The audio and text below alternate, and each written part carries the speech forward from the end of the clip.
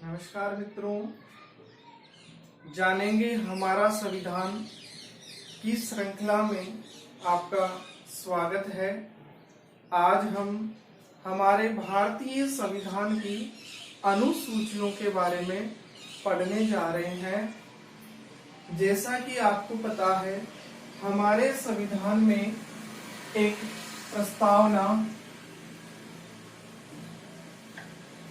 22 भाग और मूल रूप से 8 अनुसूचियां हैं। मेरे शब्दों पे ध्यान दीजिएगा। मैंने कहा मूल रूप से 8 अनुसूचियां हैं। वर्तमान समय में 12 अनुसूचियां हैं। तो आज की क्लास में हम भारतीय संविधान की इन अनुसूचियों के बारे में हम पढ़ेंगे। अनुसूचियों को पढ़ते समय ध्यान देने की बात यह है कि अनुसूचियों में जो विषय दिए गए हैं उनका बारीकी से अध्ययन करना जरूरी है।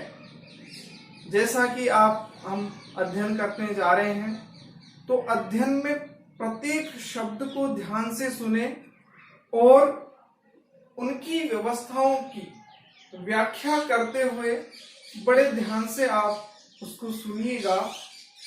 हम प्रारंभ करने जा रहे हैं भारतीय संविधान की अनुसूची।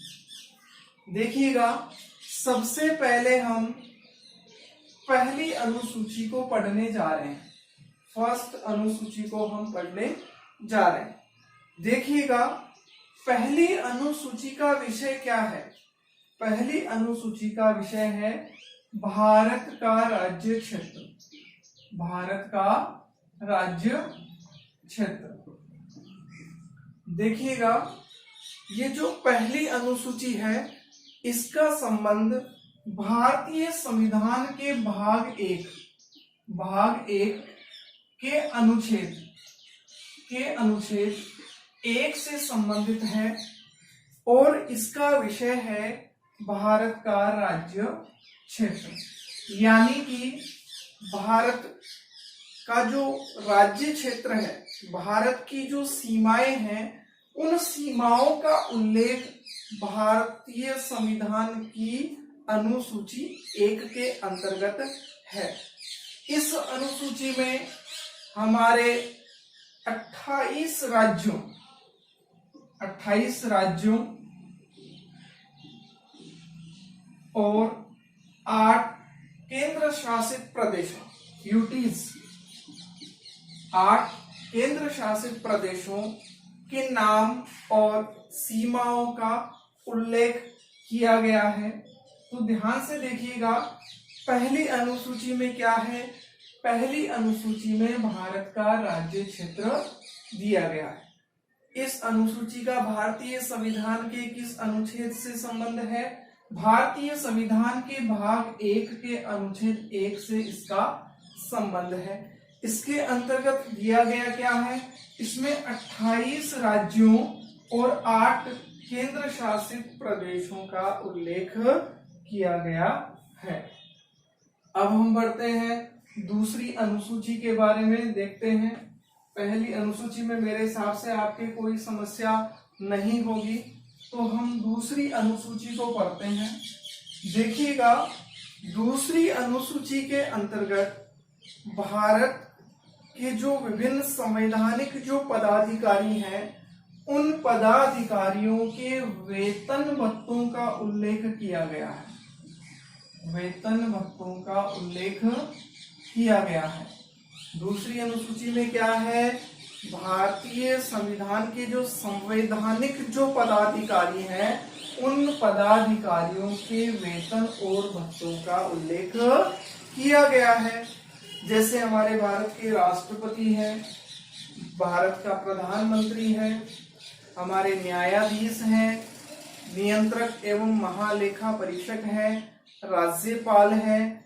तो इनके वेतन और भत्तों का उल्लेख किसमें किया गया है?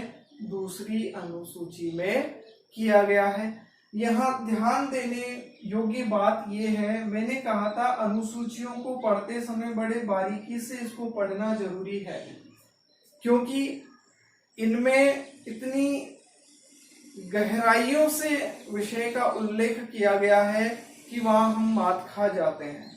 देखिएगा, जो अनुसूची 2 है, इस अनुसूची के अंदर वेतन और भत्तों का उल्लेख किया गया है, लेकिन इस अनुसूची में भारत के उपराष्ट्रपति के वेतन भत्तों का उल्लेख नहीं किया गया है। अब आप ये सोचोगे कि भारत के उपराष्ट्रपति को तो वेतन मिलता है, लेकिन ध्यान देने योग्य बात यह है कि भारत के उपराष्ट्रपति को उपराष्ट्रपति के रूप में कोई वेतन भत्ता नहीं मिलता है। भारत के उपराष्ट्रपति को वेतन भत्ता किस पद से मिलेगा? वो वेतन और भत्ता मिलेगा राज्यसभा के सभापति के रूप में, राज्यसभा के सभापति के रूप में।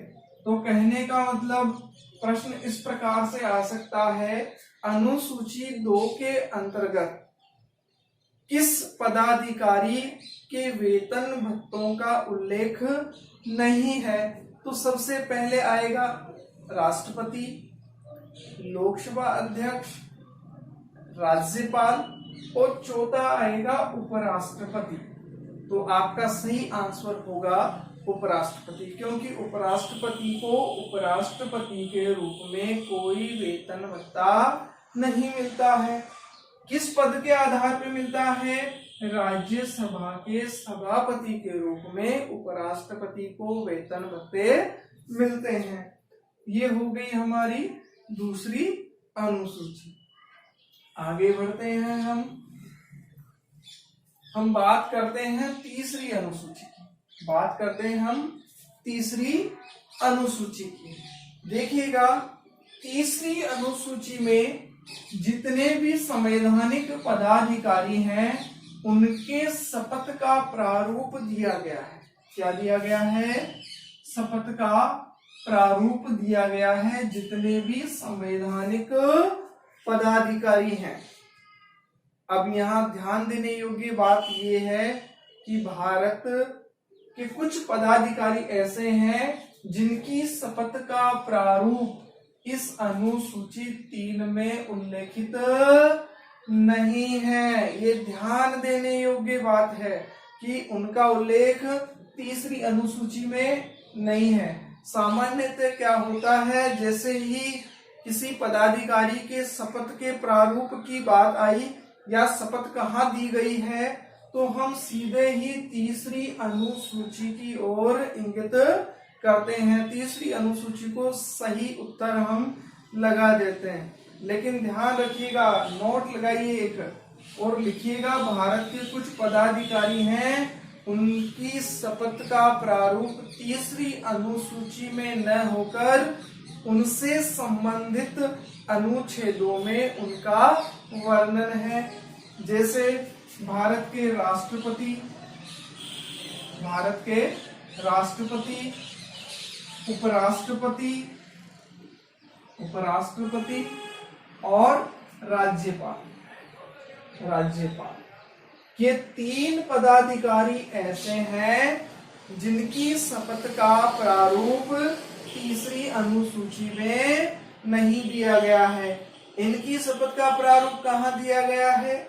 जैसे मैं राष्ट्रपति की बात करूं तो राष्ट्रपति की शपथ का उल्लेख अनुच्छेद 60 में किया गया है। अनुच्छेद 60 में किया गया है।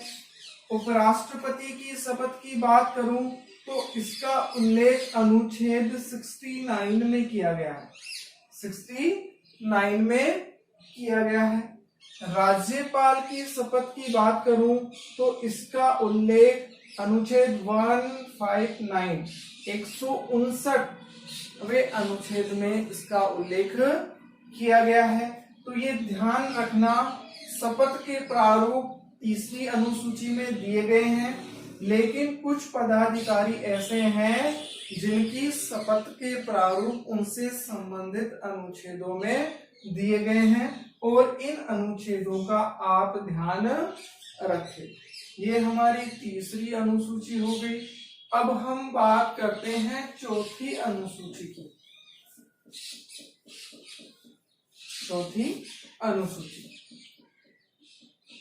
देखिएगा, चौथी अनुसूची का संबंध राज्यसभा से है। राज्यसभा से है। राज्यसभा में जो विभिन्न राज्यों से सदस्य चुनकर आते हैं, राज्यसभा में विभिन्न राज्यों से सदस्य चुनकर आते हैं, उन सदस्यों की संख्या का निर्धारण चौथी अनुसूची में किया गया है। तो दूसरे शब्दों में ये कहूं, राज्यसभा की सदस्य संख्या का आवंटन चौथी अनुसूची में किया गया है। किस राज्य से कितने सदस्य चुनकर आएंगे। जैसे राजस्थान से 10 सदस्य चुन के जाते हैं, तो इस 10 सदस्य राजस्थान से 10 सदस्य चुन के जाते हैं, तो इन 10 सदस्य संख्या का उल्लेख कहाँ है? चौथी अनुसूची में इसका उल्लेख है। और इस अनुसूची का संबंध भारतीय संविधान के अनुच्छेद 80 से है। इस अनुसूची का संबंध किससे है? अनुच्छेद 80 से है। एक बार फिर देखिएगा, राज्यसभा में जो सदस्यों की संख्या का निर्धारण या आवंटन किस अनुसूची में है? चौथी अनुसूची में है। अब हम आगे बढ़ते हैं, 5वीं अनुसूची की ओर जा रहे हैं। 5वीं अनुसूची की हम बात करते हैं। देखिएगा, 5वीं अनुसूची में जो जनजातीय क्षेत्र हैं,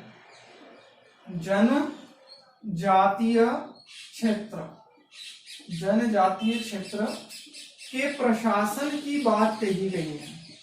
जनजातीय क्षेत्र के प्रशासन की बात इसमें कही गई है। जनजातीय का मतलब है विशेषकर जो ट्राइबल जो क्षेत्र है, जनजातीय, उनके प्रशासन से संबंधित है और उन क्षेत्रों के लिए कुछ विशेष प्रावधान किए गए हैं। उनका उल्लेख 5वीं अनुसूची में किया गया है। सामान्यतः आपने कुछ दिनों पहले एक समाचार सुना होगा या समाचार पत्रों में पढ़ा होगा, एक हत्तलगढ़ी शब्द आया था। हत्तलगढ़ी शब्द, हत्तलगढ़ी जो शब्द है, इसका उल्लेख 5वीं अनुसूची से है। ये हत्तलगढ़ी क्या है? जो जनजातीय क्षेत्र है, जनजातीय क्षेत्रों के लोगों ने अपने विशेषाधिकारों का उल्लेख करके एक पत्थर पे और उस पत्थर को गांव की सीमा के अंदर स्थापित किया है, उसे बोलते हैं हत्तलगढ़ी। और इसका संबंध किससे है? 5वीं अनुसूची से है। समस्त भारत के जितने भी जनजातीय क्षेत्र हैं, उनके प्रशासन का उल्लेख कहाँ पे है? 5वीं अनुसूची के अंतर्गत है। ध्यान से सुनिएगा, समस्त भारत के शब्द यहाँ पे मैं काम में ले रहा हूं, क्योंकि आगे जो 6वीं अनुसूची आएगी उसमें कुछ भिन्नता देखने को मिलेगी। वहां पे कुछ विशेष राज्यों के नाम का उल्लेख आपको सुनने को मिलेगा। ठीक है, अब हम आगे बढ़ते हैं, 6वीं अनुसूची की ओर बढ़ रहे हैं हम। 6वीं अनुसूची देखिएगा, 6वीं अनुसूची का संबंध भी जनजातीय क्षेत्रों के प्रशासन से ही है। जनजातीय क्षेत्रों के प्रशासन से ही है।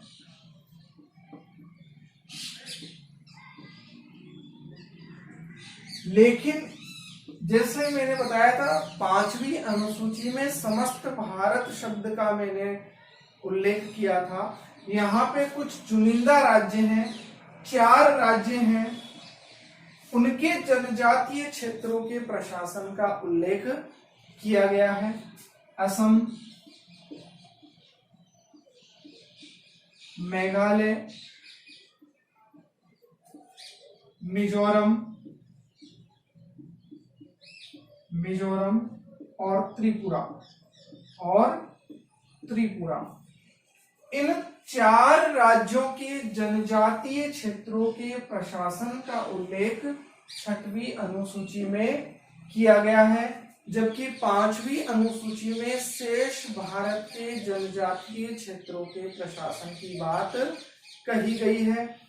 तो इस प्रकार हमने अनुसूचियों में देखा कि कुछ विषयों का उल्लेख यहाँ पे किया गया है और कुछ जो भिन्नता थी उसको हमने बड़े बारीकी से पढ़ा है, और उस भिन्नता को आप बड़ी बारीकी से याद रखने की कोशिश भी कीजिएगा, क्योंकि प्रश्न वहां से ही आएंगे। सामान्यतः प्रश्न तो हर कोई पूछता है, लेकिन जो विशिष्ट प्रकार का प्रश्न होता है वो ही हमें सफलता दिलाता है। धन्यवाद।